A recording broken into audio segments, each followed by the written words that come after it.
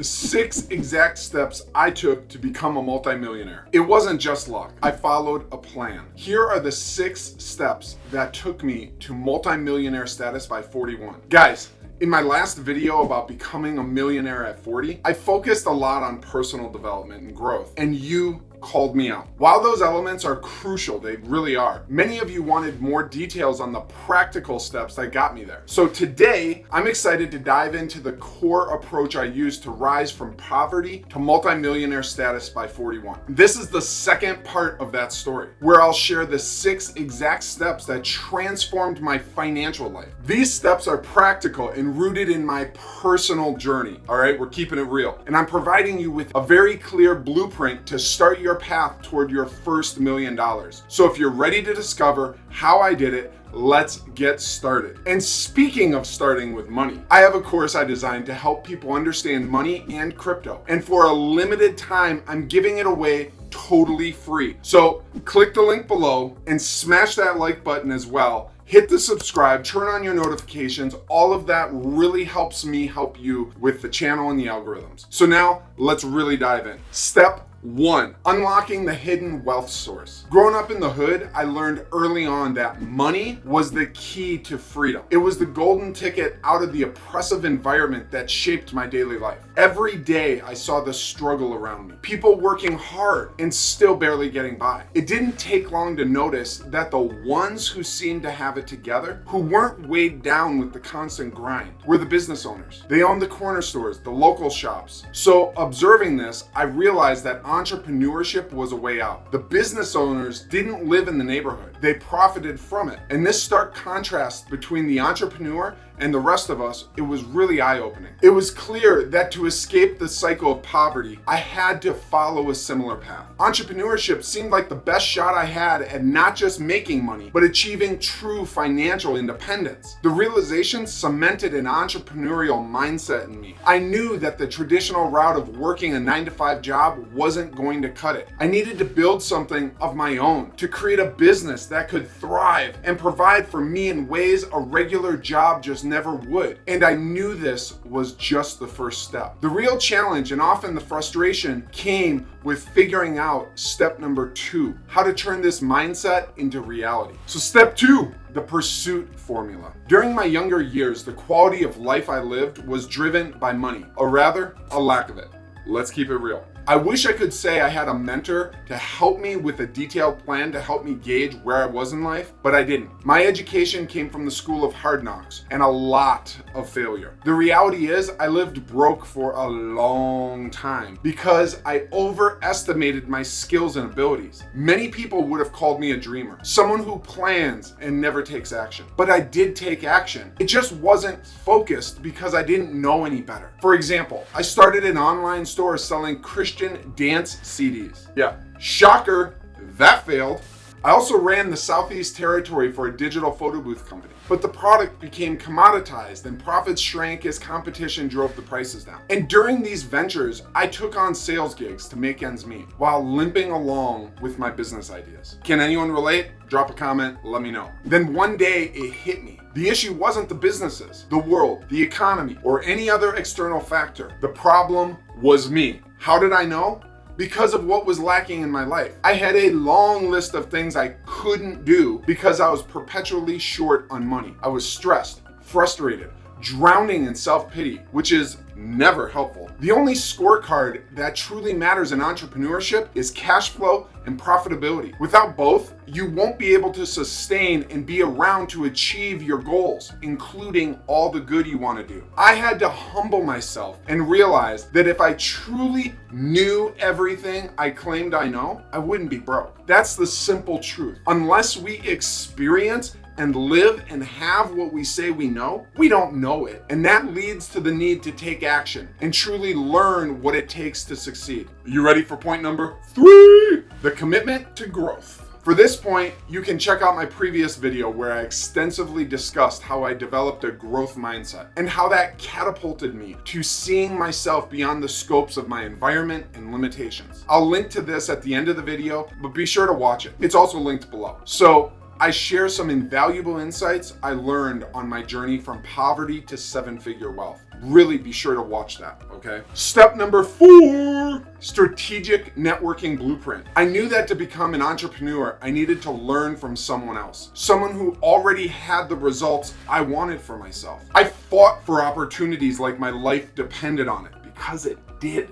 I gave 100% of what I was capable of giving and doing, and I trusted that the rest was being taken care of by a force far greater than me. Now, believe me, I had my share of meltdowns and freakouts, all right? So I'm just keeping it real. Again though, I wasn't too picky. I believe that life rewards action. In fact, I teach my coaching clients that action begets action. To begin with, I simply looked for a company I could get behind and find a way to find passion with my work. And let me pause for a moment to say that there are many ways to find passion in your work. I really don't care what you're doing. It doesn't have to be something you've dreamed of doing since childhood. It can be as simple as providing a service that helps the world and makes it a better place for those that use it. And here's a pro tip. Most things do that. It's just our mindset, while also allowing you to make a lot of money. In fact, that's the winning formula in my opinion. So what I did was look for companies where more than just the owner was successful. I sought out places known for their entrepreneurial spirit. This mindset led me to move across the country from Minneapolis to Nashville, Tennessee. While visiting Nashville, it just felt so entrepreneurial. And I reasoned if I want to be entrepreneurial, it would be beneficial to live in a place where there are a lot of entrepreneurs. Think about that. Being in an entrepreneurial environment, I searched for companies where I had the opportunity to learn how the entrepreneurs of the company were winning in business. This was key for me as I wanted to immerse myself in an atmosphere where success was shared and there was a clear path to learn and grow. I applied to job positions and let me tell you, I freaking fought at every interview. I was scrappy as hell and I got to know the gatekeepers. There are so many instances where I learned valuable lessons from working for someone else. First off, I realized that a company isn't going to pay you well simply because you're the best at your job. You must add value from a revenue perspective. For instance, the greatest janitor in the world will never earn as much as the greatest salesperson. I learned that no matter how great an idea is, if it's not what people think they want, they aren't interested. People must be bought into and be grateful for how you're helping them. If they aren't, your help is a hassle. So while you may work hard to add value, if it's not the value they're looking for, it's a waste of time and can even have the opposite effect of what you really intended. I observed leadership speaking in vision terms of 1, 3, 5, and even 10 years. At the time, I had a super hard time understanding the 3-year visions and the action steps needed today to get there, because the reality is I could barely see past next week. I realized that to do something significant in life, it requires a long-term vision. I had to give myself a runway long enough for that vision to take flight, right? Through this process, I learned budgeting, forecasting. These skills were crucial for understanding how to manage resources effectively and plan for the future. Eventually, I was given the green light to start a new business division. I saw an opportunity to serve clients and generate additional revenue. Being able to play entrepreneur with someone else's money in someone else's business was invaluable. The mentorship and learning I received were priceless. Step number 5, baby, taking the plunge. Being mentored in a company gave me the privilege to view the business landscape. As I grew discontent, I realized it was time for me to put my name on a business and grow it. Discontent was a signal that I was ready to take the leap. Deciding what to do, I developed what I call the 4-legged stool analogy. What's the 4-legged stool analogy? Like 1, quality products. Like 2, competitive pricing. Like 3, solid compensation. And like 4, integral, caring leadership. A 4-legged stool is really hard to knock over. A 3-legged stool will stand, but it can tip easier, and a 2-legged stool doesn't exist. I noticed that most companies only have 2 of these 4 legs. That's why most fail. Even the great companies usually only have 3. For example, you might find a great company with an awesome culture, and that culture came from having solid leaders, great products, and competitive pricing, but crappy compensation. Or you might find great compensation, great leaders, and competitive pricing, but shitty products. So when I looked into the insurance industry, I passed up on several companies because they either lacked solid compensation or strong leadership. I understood that if compensation is currently great, but leadership is poor, the compensation is gonna come down eventually. Like, it's just gonna happen, or the company may cease to exist. It wasn't until I found a company where I could build my own agency and it met all 4 legs that I left the safety of what I had built and I ventured out on my own. This decision single-handedly led me to becoming a millionaire. Other aspects led to becoming a multimillionaire. When you own your own business, you're not simply building something that provides cash flow and income, great income if you know how to do it properly. You're building something with underlying value, a business that can be sold. This adds to your net worth. In fact, when you look at the uber rich like Bezos, Gates, and Musk, they aren't sitting with billions of dollars in their bank account. Their net worth comes from the companies they build, the stock they own in their companies. I'd love to say I understood this when I set out to start my business, but I didn't. Honestly, it wasn't until I started tracking my net worth and realizing how much my business was worth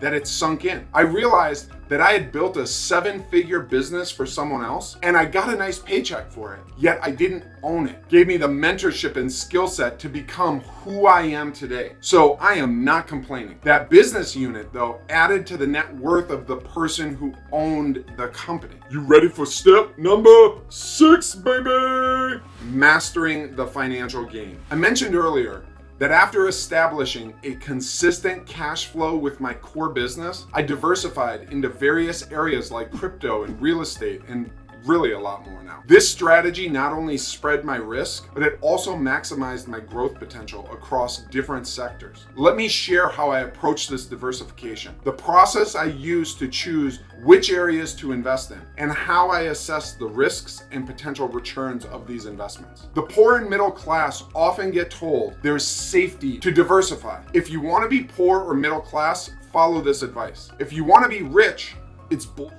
Here's what I mean. I studied the super rich because $1 million ain't what it used to be, to see how they became generationally wealthy. And I saw a pattern of the uber wealthy regardless of the century that they lived in. Yes, they would eventually become diversified in their wealth. However, order matters. And they didn't start diversified. They started laser focused. Steve Jobs put everything into Apple. Bill Gates dedicated himself to Microsoft. Elon Musk first revolutionized online payments with PayPal, then turned his attention to Tesla and SpaceX. Larry Ellison poured his energy into Oracle. Colonel Sanders into KFC. Michael Dell built Dell from the ground up. They grew one business to a high level before they even thought about diversifying. And when I first started, I had no idea how far this journey would take me. Growing up in the hood, I knew that money was the key to freedom. I realized that the best way to achieve financial independence was through entrepreneurship.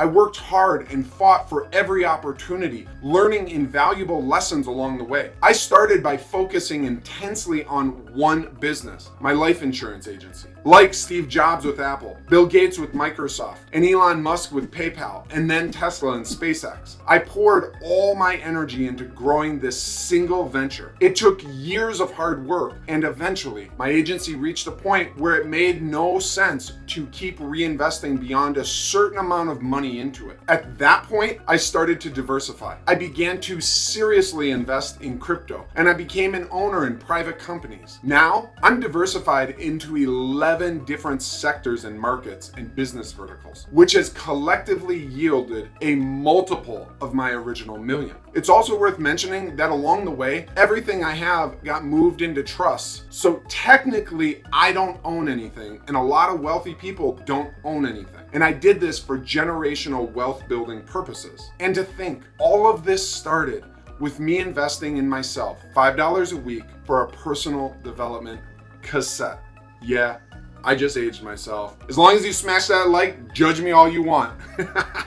Always remember that the journey to becoming a millionaire is even more interesting than the destination. It's all about the journey. It's the journey that really matters. So keep this in mind as you create your own plan and begin to move ahead. Now, if you've made it this far, be sure to smash the like button. It really helps me with reaching more people. And be sure to subscribe and turn on notifications so you don't miss a single video. Now, also grab my Money in Crypto Mastermind course, which for a limited time is free, link below. And also check out that first video on how I became a millionaire. It's right here or here, or it's somewhere. Click it. Now you have a kick-ass day and keep living your life to the fullest.